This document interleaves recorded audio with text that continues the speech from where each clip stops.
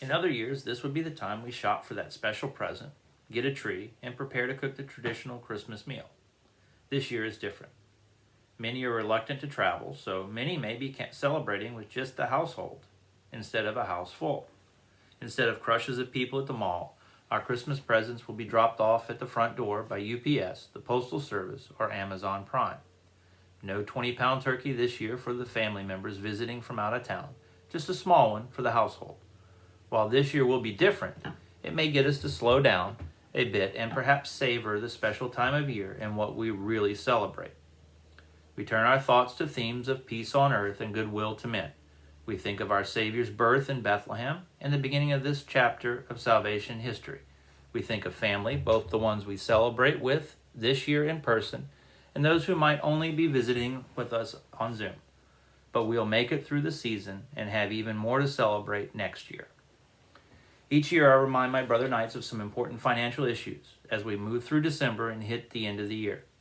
As you slow down, here are some financial issues to consider at the end of the calendar year. Because it is late in the year, you may have met your individual or family deductible on your health insurance plan. Financially, this may be the opportune time for some minor procedure to be scheduled, or that visit to a specialist you may have been putting off. The same is true about dental insurance and sometimes even for vision coverage.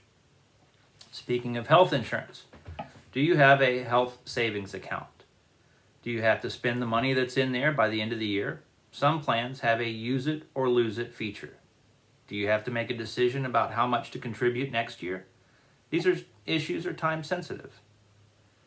If you have earned income for the year, what amount will you want to contribute to your traditional IRA, Roth IRA, or 401k? Are you eligible to contribute much more based on the catch-up provision? You won't have to make that contribution until you pay your taxes, and that could be 4 months away.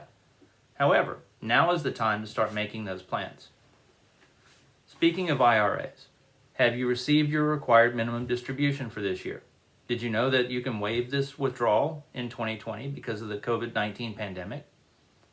Otherwise, the Internal Revenue Service penalty is a hefty 50% of the amount you should have received.